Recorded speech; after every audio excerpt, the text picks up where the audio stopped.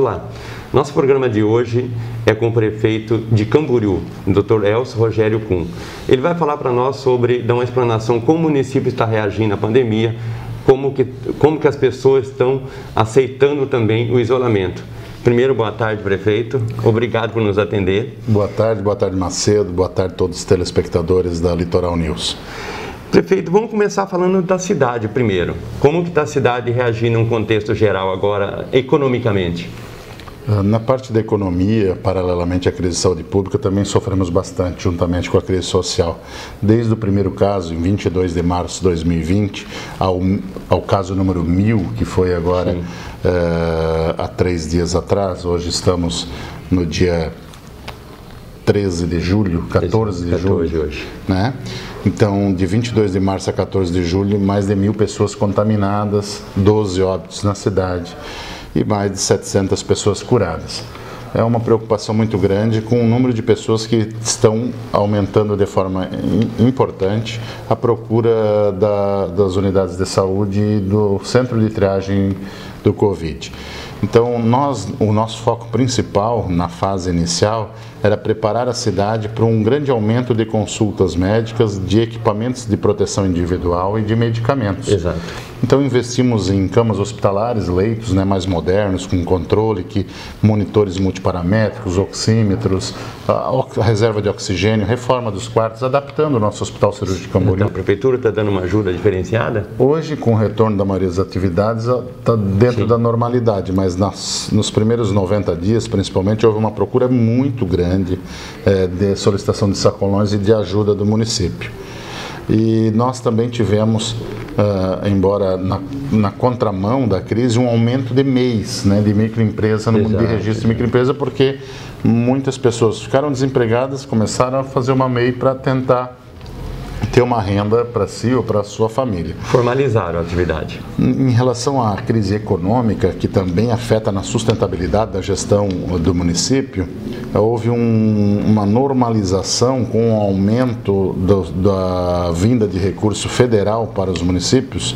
A cidade de Camboriú, em torno de 10 milhões em 4 vezes, vai mais ou menos balancear a perda anual que já estava previsto na lei orçamentária anual para determinadas diretrizes de gastos comuns que acontecem em todas as secretarias. Então, a cidade de Camboriú, com a Receita Federal, ela equilibra as perdas de Receita Federal e Estadual com esse aporte financeiro. Esta verba já estava programada para vir, ela vem todo ano ou só veio por causa da pandemia? Só veio nesse ano. E justamente a queda do Fundeb, do Fundo Social, de outros recursos que viriam, que não vieram, num mês só o Fundeb veio 1 milhão e 800 a menos. Ela significa esse aporte do governo federal, quantos por cento mais ou menos da economia do município?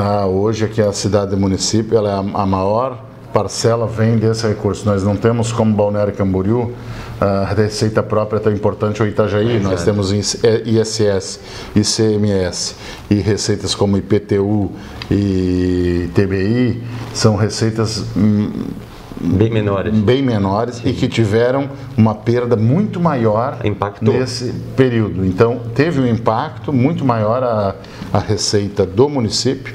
Muitas pessoas que tinham feito refis, por exemplo, ano passado, pagavam 1 ou 2 meses, esse ano já não estão mais pagando as prestações.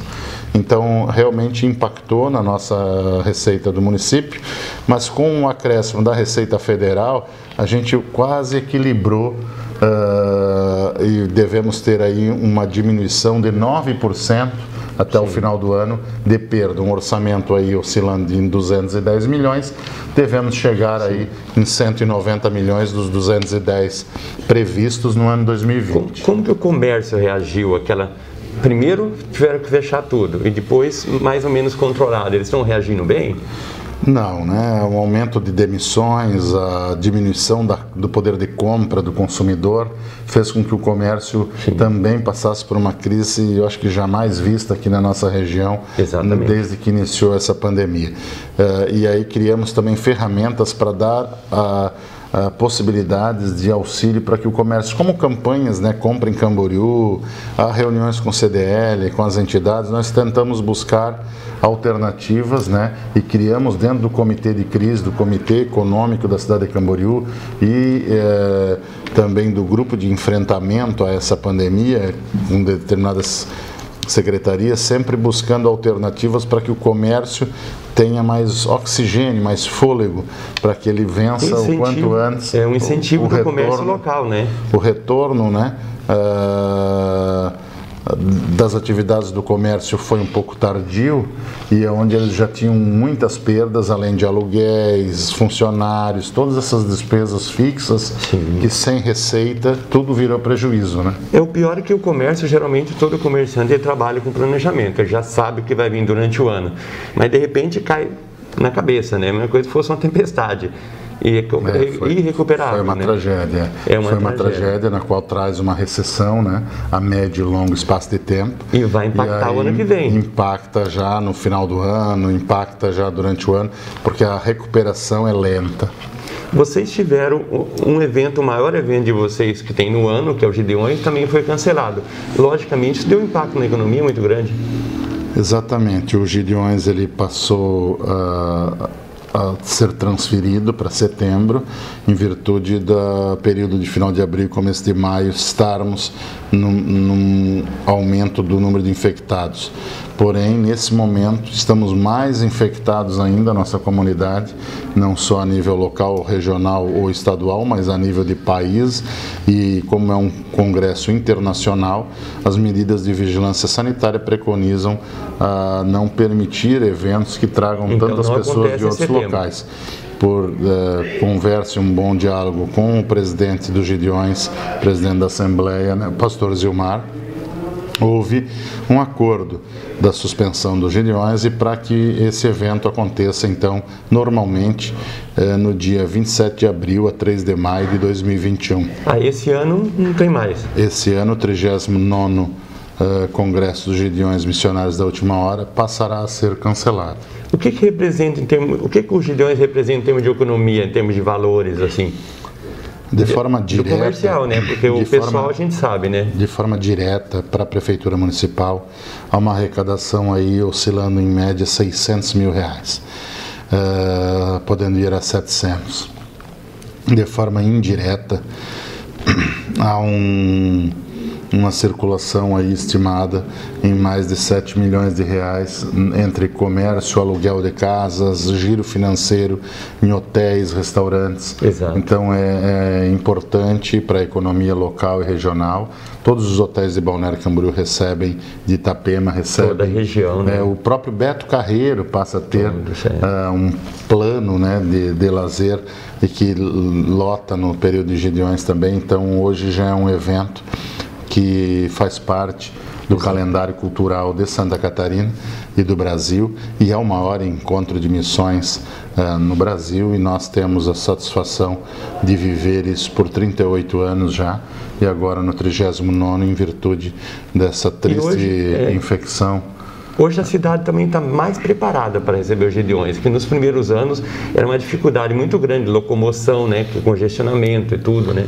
Ele só vem crescendo, né? E falar em economia, nós batemos 3 anos a fio os recordes que já existiam no passado em arrecadação, né? Quase sempre era perto do 0 a 0, entre entrega de recursos de benefício, em torno de R$300 mil para o evento, e o retorno financeiro aos cofres públicos. Nossa gestão, o senhor fez bastante... Foi aqui, pela primeira vez, trouxe um grande ganho em termos de imposto de receita para o município. Chegamos aí a ter um lucro aproximado de R$400 mil revertido para a compra de uniformes escolares na nossa cidade. Vocês têm outro evento também voltado para o campo rural, né?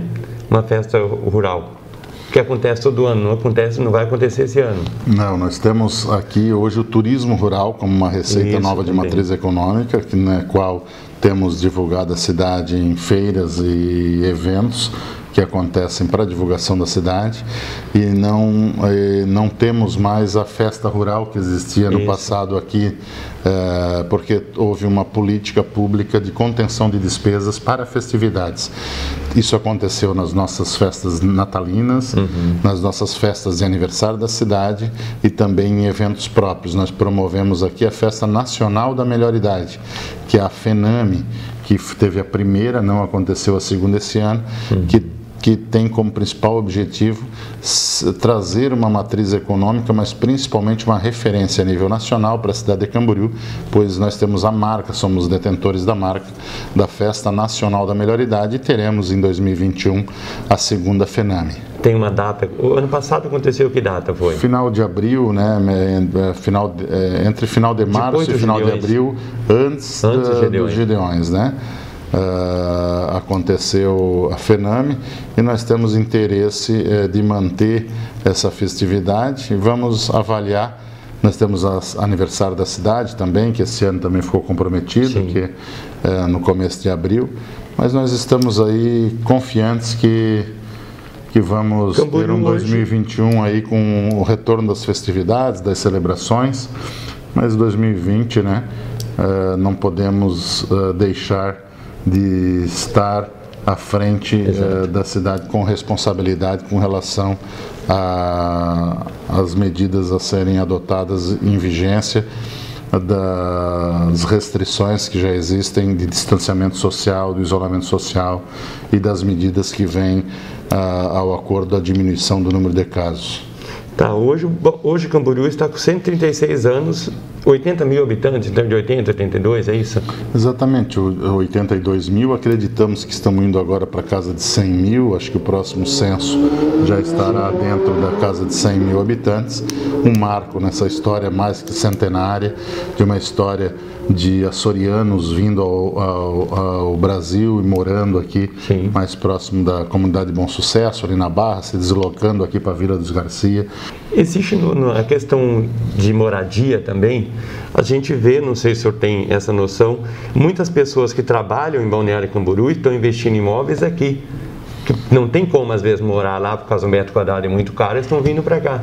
É uma nova matriz econômica para o município, a construção civil que foi tão sólida na década de 70, 80 e 90 na cidade de Balneário Camboriú, com camboriuenses trabalhando em Balneário Camboriú. Exato. Né? E hoje o próprio camboriuense pode estar vendo essa transformação aqui, né? Nós já temos o bairro São Francisco e o bairro Tabuleiro. Como cresceu o bairro São Francisco, né? Gabarito livre, né?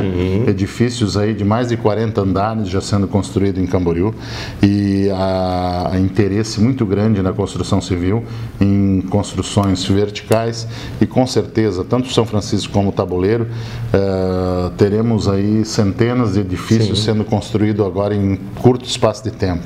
E a gente passa, toda vez que você passa no São Francisco, cada vez você está vendo mais prédios novos e estão em construção, e o Tabuleiro também, né? O Tabuleiro em ano 2000 não existia nenhum prédio acima de 3 andares, no ano 2000. Nós estamos em 20 anos depois e hoje deve estar já aí com mais de 70 edifícios acima de 3 andares. E a valorização dos terrenos, né? Que os terrenos ali subiram, que foi absurdo, né? Terrenos, imóveis. Hoje os imóveis do Tabuleiro estão o mesmo valor de bairro Nações praticamente em Camboriú. Exatamente, a proximidade, né? O deslocamento favorecido em direção à BR-101 e a cidade de Balneário Camboriú, que é uma cidade filha e que tem, através da Avenida Santa Catarina, sua artéria umbilical, de ligação real com a cidade de Balneário Camboriú, além de grandes, aqui, de inúmeras pessoas trabalharem em Balneário Camboriú e se deslocarem todo dia, até mesmo, né? É a nossa praia, vamos dizer, né? Camboriú não tem praia, mas Balneário é a praia de Camboriú. O nome já diz tudo, né? Balneário de Camboriú, porque ela nasceu sendo de Camboriú e ela nunca vai deixar de ser esse vínculo no seu próprio nascimento de Balneário Camboriú, esse vínculo com a cidade de Camboriú. Que viaja 2.000 quilômetros mais para vir na praia, vem do exterior, e vocês aqui é local, né? E muitos deles dizem que estão indo para Camboriú, né? Todos praticamente. Hoje a maioria você fala, vamos para Camboriú. Ninguém conhece, poucas pessoas assimilam o que é a diferença dos dois, né? E é importante para Camboriú, né, gerar mais empregos, uma nova matriz econômica com distrito industrial, a evolução dessa área no Rio do Meio que a gente pretende agora, a uma operação urbana para favorecer o deslocamento, um crescimento sustentável. Nós, num planejamento estratégico, elegemos 3 eixos de trabalho: o econômico, social e o ambiental. Sim. Trabalhamos muito duro para equilibrar esses 3 eixos e trazer capacidade para a cidade de Camboriú para um progresso e desenvolvimento econômico na sequência. Foi muito difícil, muito duro. Foram 3 anos para buscar equilíbrio, onde teve transição no governo federal, governo estadual, engessamento da máquina pública, falta de receita vindo de fora e uma fiscalização e uma austeridade com o dinheiro público, portal de transparência, pregão eletrônico, iniciativas anticorrupção e que fizeram com que Camboriú hoje, em 2020, tenha total capacidade não só de gerar endividamento novo para a cidade, mas de investimentos. Aí é que a administração atraiu investimentos das construtoras. Hoje a cidade de Camboriú vive uma realidade muito favorável para o investidor, para o empreendedor. A gente vê também isso, né? Então, falar nisso, o teu governo está terminando, né? Exatamente, é uma experiência. Está terminando esse mandato. Isso pertence a Deus, eu digo sempre, né, que foi Deus que fez com que a gente passasse tivesse o direito dessa oportunidade. Nosso caminho, né? Porque venho de uma profissão médica na área da saúde e agora está vivendo exatamente uma pandemia, uma crise de saúde pública, e ter essa interpretação como gestor de políticas públicas, mas também como médico, me faz agradecer ainda mais a ele por estar passando por esse momento de muita seriedade e responsabilidade nas decisões. E gostaria muito de falar a toda a população de Camboriú que tenho uma honra muito grande de ser o prefeito de Camboriú, de ter passado pela história de Camboriú como um gestor público com austeridade, com respeito à população, de políticas sociais eficazes e de muito foco na saúde pública do município. Fazer história, né? Nós hoje temos a cabeça erguida, os olhos nos olhos, para dizer que Camboriú não deve nada para ninguém. Não temos uma nota atrasada, nós estamos agora em julho, acredito que não existe nada de março ou de abril para pagar. Não tem um centavo de uma folha de um pagamento de um servidor que ficou atrasada. Não tem um fornecedor, desde o dia 1º de janeiro de 2017, que não recebeu em dia. Tudo com total transparência desde o início das nossas atividades, com o portal de transparência e com as atividades que favoreceram a participação da população nas decisões do Poder Executivo. Isso me deixa extremamente satisfeito, porque são passos importantes para o futuro dessa cidade. Falando em passos, o senhor vai concorrer às eleições novamente? Ou será que sai as eleições esse ano? A princípio, a PEC, né, o projeto de emenda constitucional, foi aprovado com data para 15 de novembro.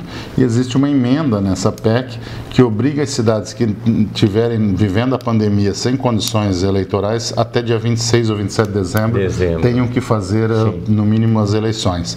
Então, a gente, diante disso, acredita que realmente vai ter as eleições e que a próxima gestão iniciará dia 1º de janeiro de 2021. E se for da vontade de Deus e da vontade do povo, que a gente permaneça à frente do município para continuarmos desenvolvendo um trabalho com muito mais investimento, com muito mais desenvolvimento, porque foi feito o trabalho mais difícil, que é trazer o equilíbrio econômico do município, o retorno desse equilíbrio. A gente com certeza se coloca como pré-candidato. O meu partido, o MDB, tem vários bons nomes, mas eu sou um desses nomes e ofereço o meu nome ao partido. A definição acontece na convenção municipal. Até 11 de agosto? É isso? Até 14 de agosto, se eu não me recordo. Daqui um mês certinho. E nós estamos aí prontos para oferecer o nome e também aceitar, dentro dos partidos aliados que entendem que o melhor caminho de Camboriú é continuar a busca do desenvolvimento do progresso, mas com a bandeira da transparência, né, acima de tudo, nós estaremos disponíveis para o diálogo com qualquer outro partido e, se porventura um outro nome dentro dessa ideologia de trabalho estar em condições mais favoráveis, a gente também poderá apoiar sem nenhum problema. Vamos falar então de Covid. É um palavrão, hoje está virando um palavrão. Eu acho que nem o nome nunca ninguém falou no mundo mais do que isso, né? Eu queria saber do senhor como que a cidade está enfrentando os números. A gente falou alguma coisa no início, né? Hoje a cidade tem 1.043, né, positivos. 1.043 positivos, 767 curados, 12 óbitos, 10 na UTI e 264 em tratamento. A UTI hoje está em 55%, é isso? Eu acho que ocupação. Mais, né? Eu acho que os leitos de retaguarda pode ser que estejam na casa. Você tem quantos leitos de UTI? Não, aqui nós temos 20 leitos. Aqui tem um relatório, né? Aqui. 20 leitos. A ocupação de 55% são os leitos de retaguarda, são leitos intermediários da UTI. A UTI está com 85% de ocupação, oscilando entre 80% e 85%, e 55% os leitos pré-UTI ou pós-UTI. A pessoa sai da UTI e vai para o leito. Recuperação. Então a gente está com esse índice de ocupação nos leitos de retaguarda. E nós temos essa preocupação com esse aumento crescente dos índices. Esses são os verdadeiros critérios que tomam a decisão, o norte de quem está à frente de um município, porque são esses os índices que exigem um compromisso maior e uma responsabilidade maior do gestor para que uma ação mais restritiva seja imediatamente proposta a toda a sociedade. Doutor Elcio, o senhor como médico, qual a melhor solução hoje, apesar o pessoal está vindo naquela briga no início do ano, um puxa para lá e para cá, mas hoje para a população, para as pessoas, desde o mais simples ao mais diplomado, o que a gente tem que fazer para evitar isso? Sair somente em caso de extrema necessidade. O vírus ele se comporta na transmissão de uma pessoa para outra. Então, se você puder ficar mais tempo na sua residência ou menos contato com pessoas, melhor como prevenção. Manter a imunidade em dia, ou seja, alimentação boa, e aí você vai ter informações, hoje o Google ajuda muito, se você digitar lá uma boa imunidade ou alimentos que melhoram a imunidade, você vai ter grandes dicas, né? De ingestão de selênio, de minerais, né? Da ingestão de vitamina C, A, D, que são essenciais para o organismo e que muitas vezes são até de graça, como o sol, que nos dá vitamina D. Então, esse entendimento, aí algumas coisas mais difíceis, como não passar por estresse, né? Hoje o estresse faz parte da vida moderna. Saúde mental, né, doutor? Saúde mental é fundamental, né? A famosa 8 horas de sono, né? Isso ajuda muito a imunidade. E não ser recém-nascido, nem muito idoso, e também não tomar remédios imunossupressores e não ter uma doença imunossupressora, como é a síndrome da imunodeficiência adquirida, AIDS, que diminui a produção de imunoglobulinas e anticorpos. Então essas doenças fazem com que a gente tenha uma dificuldade nas respostas a infecções virais. A gente produz menos anticorpo. Explica para mim essa doença imunossupressora, é isso? Imunossupressora, por exemplo, se eu tiver um câncer e estiver fazendo quimioterapia ou radioterapia, a produção de anticorpos acaba sendo menor. Então, qualquer bactéria ou vírus que precisar que a gente se defenda, a gente vai fazer uma defesa mais arrastada, podendo complicar mais fácil e favorecer. Comorbidades, né? As comorbidades são doenças de outros sistemas, né? A doença pode afetar todos os sistemas, cardíaco, digestivo, né? Mas nós estamos falando aqui de uma coisa específica, que é a produção de anticorpos. A produção de anticorpos, ela pode ser bloqueada por quimioterapia, por falta de produção, que são as imunoglobulinas. Quando existe a presença de um vírus, por exemplo, no nosso organismo, meningite, gripe, covid, o vírus que for, nós começamos a atacar esse vírus para matar esse vírus. Essa reação se chama reação antígeno-anticorpo e que gera a produção nessa proteína de uma imunoglobulina específica, um soldado com a arma certa para matar aquele vírus. Quando entrar um outro vírus no nosso corpo, essa imunoglobulina não mata o outro vírus, mas se voltar a entrar aquele vírus, aquela arma certa, codificada, ela vai naquele vírus e mata aquele vírus. Então, assim, na nossa vida, reação do anticorpo, ele acaba morrendo e matando o vírus. Então ele vai lá e destrói o vírus. Então a produção de anticorpos ela é diretamente proporcional à nossa capacidade imunológica de defesa do organismo. Estarmos de bem, estarmos não sedentários. Eu, por exemplo, estou obeso, não é bom. Então fazer caminhada, tudo isso melhora a imunidade, né? Sim. Aí a ingestão de vitamina C, seja laranja, seja limão, seja qualquer fruta cítrica, aumenta a vitamina C. A vitamina D tem no sol, 40 minutos por dia. E a pessoa não ficar pensando hoje que esse vírus vai acabar amanhã ou depois, vai começar a comer tudo que tem dentro de casa, né? Vai engordar. O que é o mais necessário para a ciência, para todos nós, seres vivos, né? Nós precisamos da vacina. Então a vacina é esse anticorpo. É a única solução. Já produzido, né, e que vai ser injetado na pessoa, e aí você vai fazer esse vírus que não é vivo, que vai criar uma reação antígeno-anticorpo, vai nos dar a imunidade. Então a vacina, ela vai, através da injeção, esse vírus vai criar uma reação no organismo, que toda vacina faz isso, e nós produzimos anticorpos.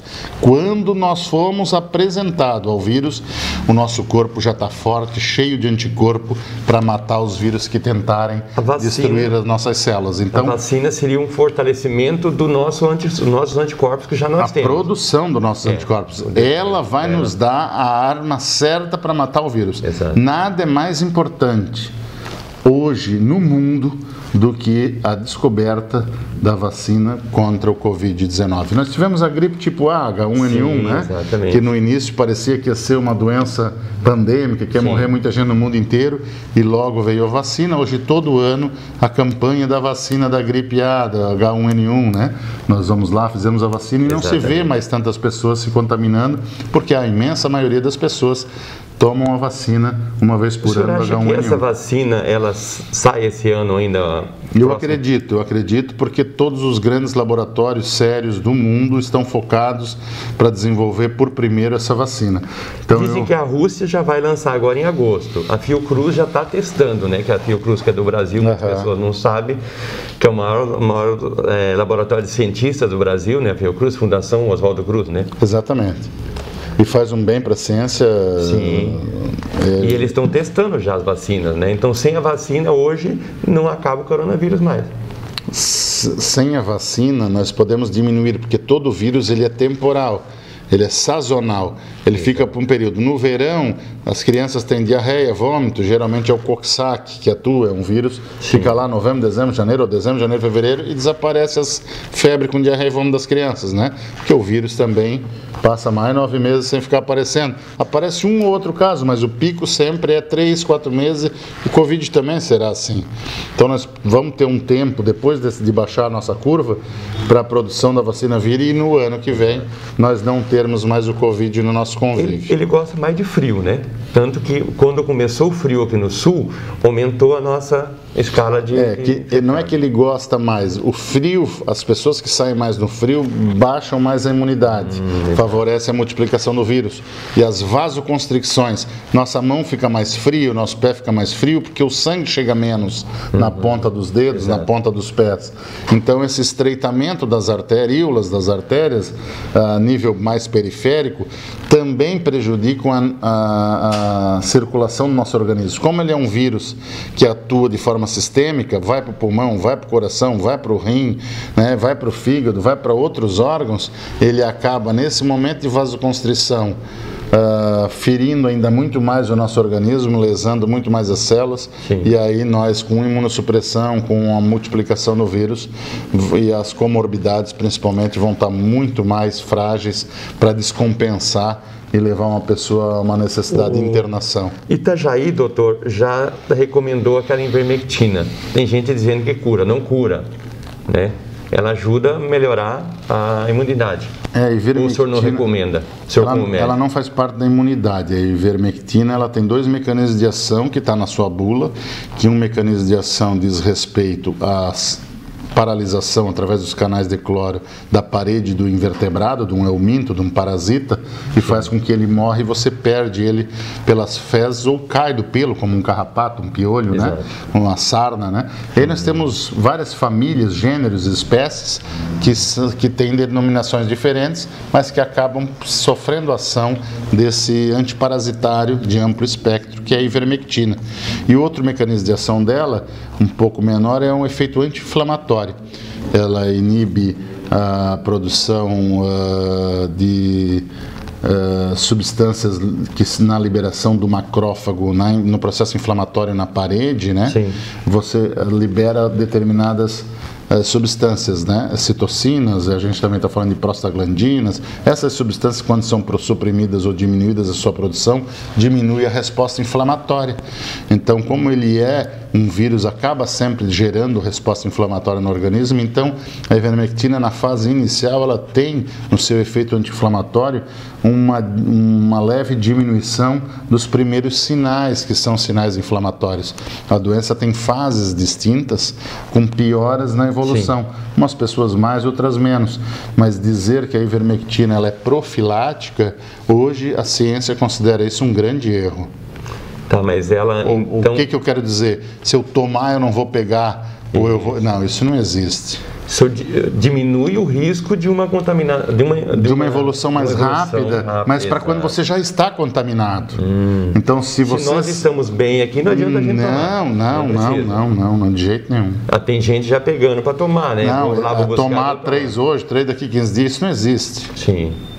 A gente respeita, por questão ética, a receita médica. Todos os médicos de Camboriú que prescreverem hidroxicloroquina, ivermectina, né, medicamentos que têm dúvida com relação à comprovação científica, nós entregaremos para o paciente o medicamento por uma questão ética da receita do profissional. É uma questão individualizada. Mas nós não colocamos isso de forma generalizada como protocolo.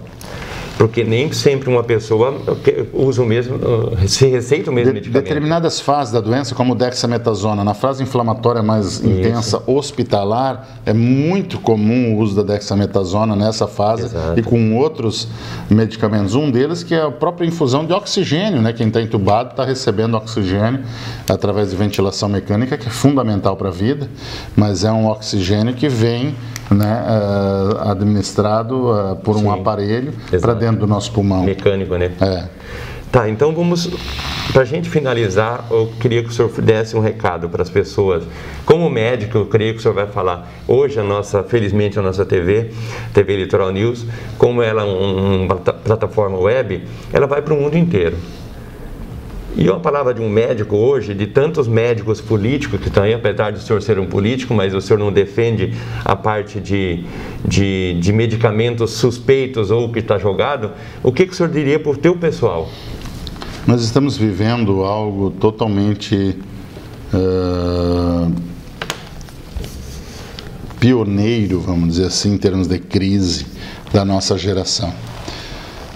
A minha classe de médico, né, eu sou formado em 1997 e antes disso fiz 4 anos de medicina veterinária, cursei a disciplina de virologia, de parasitologia, 1, 2, doenças parasitárias, cursei na medicina, também fui monitor de parasitologia por um período.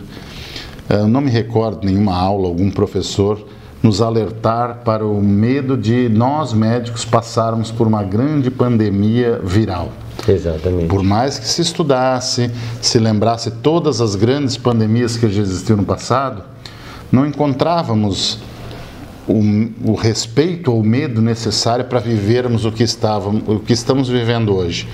E eu estou falando isso há 1 ano atrás, julho de 2019, ninguém falava isso. Começou no último dia de dezembro de 2019 na China e hoje, em 6 meses, o mundo inteiro passando por esse grave problema de saúde pública. Já tivemos, né, o SARS, a própria H1N1 na Ásia, em alguns locais, mas ela não criou esse grande medo, né, essa geração de ansiedade. Efeito multiplicador, né? E a propagação muito rápida, a capacidade do vírus contaminar as pessoas de forma muito rápida. E também a falta de tratamento específico para o Covid fez com que nós tivéssemos que passar por momentos únicos, né? Por isso pioneiro, primeira vez que estamos passando por momentos onde médicos divergem de conceitos, onde políticos divergem de atitude, e o vírus não entende nada disso. O vírus não quer saber se você fala português, alemão, francês, inglês, italiano, ele não quer saber se você tem crença religiosa ou é ateu, se você é negro, branco, se você é homem, mulher, qual é o seu gênero, não lhe importa. Ele precisa somente de células para se multiplicar.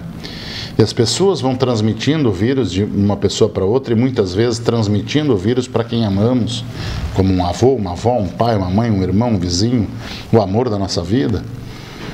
E vaidades políticas e de conceitos mostram como a nossa espécie ela é frágil. E como nós dependemos um do outro para construirmos uma nova realidade, para que essa resiliência que vem após Covid possa realmente transformar o mundo num mundo melhor, com menos mesquinharia, com menos perseguições, com menos preconceitos, com a liberdade de ser feliz, com a liberdade de se deslocar, de viver uma vida com total intensidade. Nós precisamos da vacina, mas nós precisamos também que o ser humano reflita um novo modelo social para a nossa época, para o que nós queremos para a nossa vida. Eu acho que esse modelo ele é uma autorreflexão, porque você precisa ser feliz, eu preciso ser feliz, nós precisamos agir para o amor de nós mesmos.